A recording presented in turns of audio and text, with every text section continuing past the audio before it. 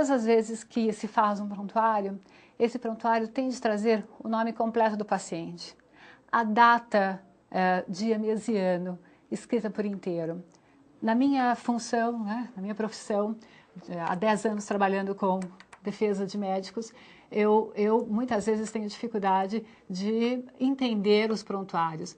Vejo que muitos não têm nome do paciente, vejo que muitos não têm o registro de determinado dia em que o médico se lembra que o paciente foi atendido, mas ele não escreveu.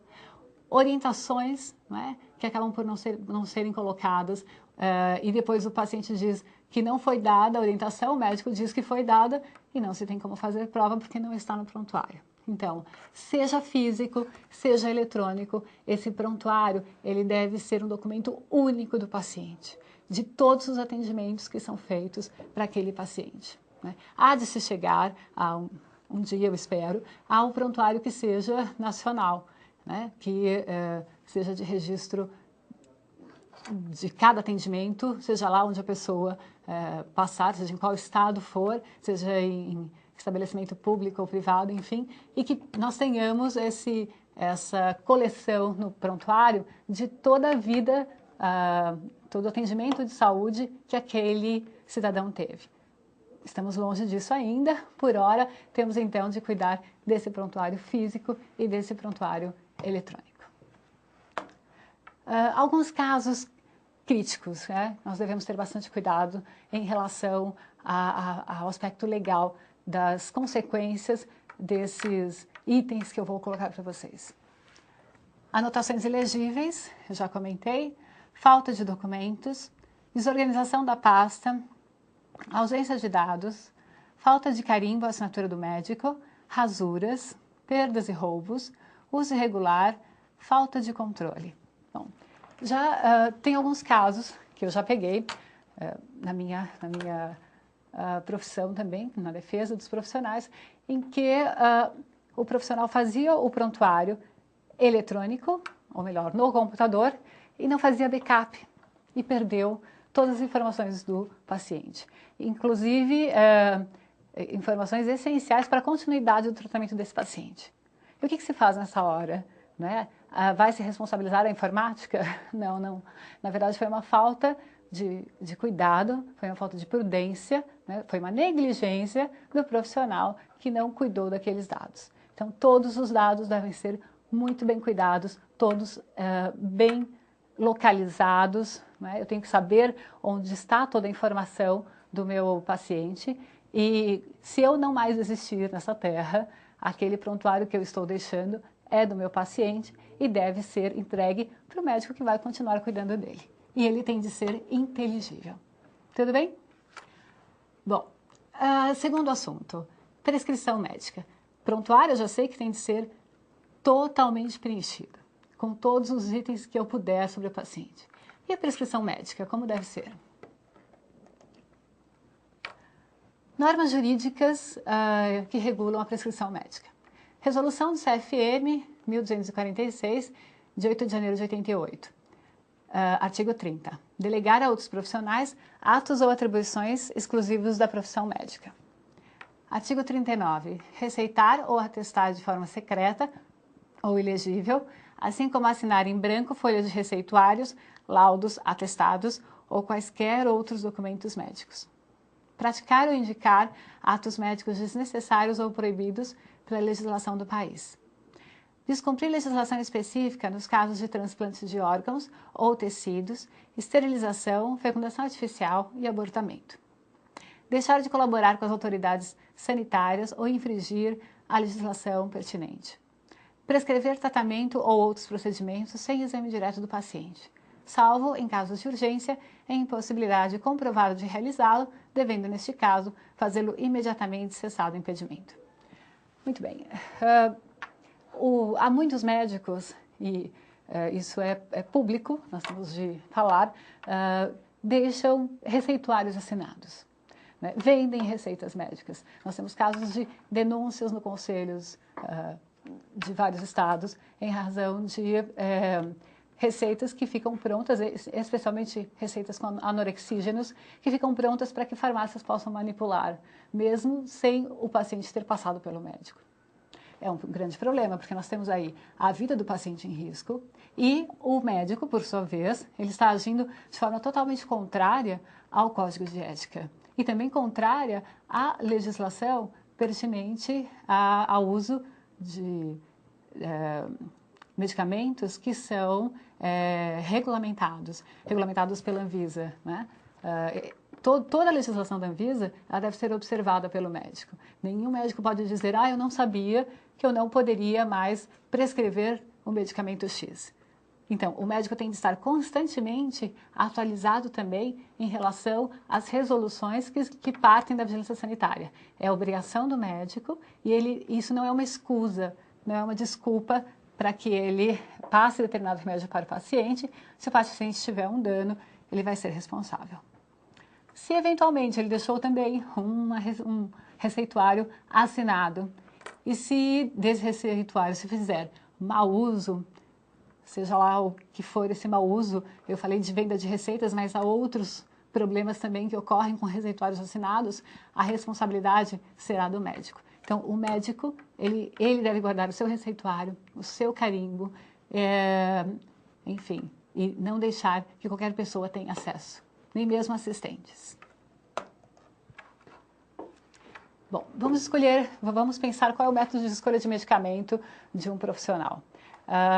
Temos de primeiro definir o diagnóstico, depois especificar o objetivo terapêutico, fazer um levantamento de grupos eficazes de medicamentos, escolha de um grupo eficaz, segurança, aplicabilidade, custo do tratamento, escolha de um medicamento, escolha de uma substância ativa, de uma forma farmacêutica, de uma posologia, escolha de duração padrão do tratamento. Bom, é claro que o medicamento é uma parte do atendimento médico, mas ele pode ser uma parte extremamente importante quando daquele remédio depender a debelação da doença, a extinção da doença. Então, o médico ele precisa identificar o problema que aquele paciente tem, alcançou um diagnóstico ou uma hipótese diagnóstica, a partir daí ele tem de especificar o objetivo terapêutico. Essa prescrição que eu vou dar é para tratar qual aspecto desse diagnóstico que eu consegui montar para esse paciente, né? A escolha do medicamento é extremamente importante. Essas observações sobre a segurança, aplicabilidade e o próprio custo do tratamento. Aquele paciente conseguirá fazer aquele tratamento inteiro ou ele, se são 3 meses de tratamento, ele vai fazer e depois deixa de fazer porque não tem mais como adquirir aquele medicamento. É claro que questões sociais, elas não são diretamente responsabilidade dos médicos, né? Nós temos aí uma judicialização da saúde e temos visto que vários médicos prescrevem medicamentos extremamente caros que os pacientes do SUS, por exemplo, não podem conseguir e aí utilizam o meio judiciário para poder adquiri-los. Mas, antes de se chegar a esse ponto, a consciência do médico tem de ser buscar o tratamento mais próximo, mais objetivo, mais eficaz desse paciente, né? E depois pensar nos medicamentos que são de última geração, de última linha, mas que o paciente não pode adquirir. Falando sobre a legibilidade da prescrição médica, existem algumas leis que fazem referência direta à legibilidade, inclusive já houve aplicação de multas, não é, em Londrina, porque não se conseguia ler o que o médico tinha escrito na receita. O problema da legibilidade está na saúde do paciente. Se foi construído um diagnóstico, foi feita uma anamnese e determinada terapêutica foi escolhida, e ele vai tomar um medicamento que não tem aquela função, não tem aquele objeto terapêutico, de nada valeu, então, ele ter buscado o médico. Então, o médico tem de se preocupar em prescrever de forma legível, e não só isso, orientar o paciente corretamente de como ele deve usar aquele medicamento. Então, vejam, leis específicas. Lei de Gravataí, Lei 1499, de 2000, dispõe sobre a forma de escrever apresentada por médicos e dentistas em suas receitas emitidas no município de Gravataí. Lei número 2822, de 99, do Viamão, dispõe sobre a caligrafia a ser apresentada por médicos e dentistas em suas receitas no município de Viamão. Depois, mais uma lei só para nós termos ideia da variedade que há sobre essa mesma situação de disposições legais. Lei 3.301, de 20 de dezembro de 2006, de Foz do Iguaçu, dispõe sobre a obrigatoriedade da emissão de receituários médicos e odontológicos.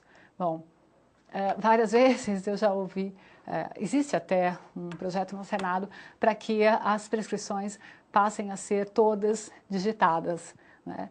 Isto porque a letra do médico não é possível de entender. E só associando com o tema anterior, se eu não consigo entender a letra do médico na prescrição, eu não vou conseguir entender a letra do médico no prontuário. Então, não adianta, não acho possível que só se resolva o problema das receitas ilegíveis, não é? Fazendo com que elas sejam sempre digitalizadas. É necessário que o médico anote todas as informações com clareza para que qualquer pessoa tenha acesso e ele não tenha nenhum problema resultante de uma letra ilegível, né? Nós chamamos de cacografia. Então veja, um exemplo de cacografia.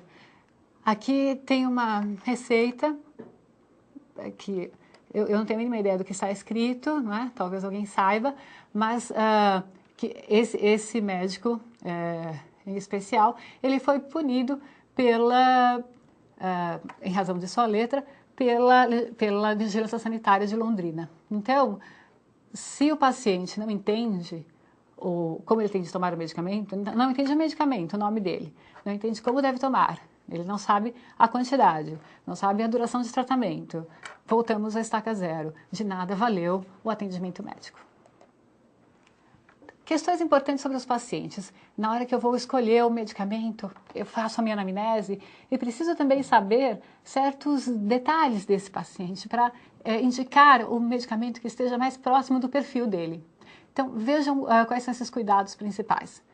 Se é alérgico a algum tipo de remédio, mofo, poeira, perfume, se encontra-se em uso de algum medicamento, se tem o hábito de usar bebida alcoólica, quais os esportes que pratica, quais os tipos de alimentação ou bebida que usa com frequência, se há casos de doenças na família, hipertensão, diabetes e outras, se foram notadas alterações no ciclo menstrual, se a paciente está grávida ou em fase de amamentação e outros cuidados. Então, é extremamente importante que, para a escolha terapêutica, eu saiba características específicas do meu paciente.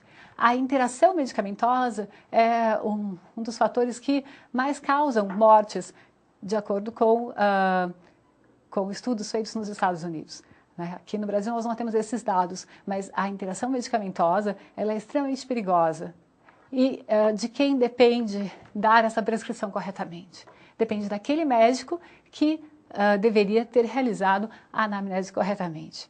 É fato que, por vezes, os pacientes omitem informações. Segundo House, não é? Todos os pacientes mentem.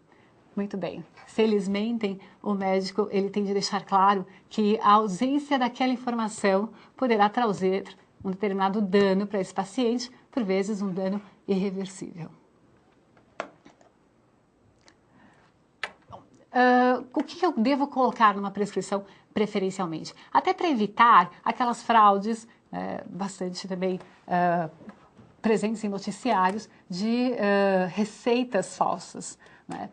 Alguém faz um carimbo igual a de determinado médico e passa a vender receitas. Voltando à questão dos anorexígenos, normalmente são essas receitas para emagrecer, né? Quais os cuidados, então, que esse médico deve ter?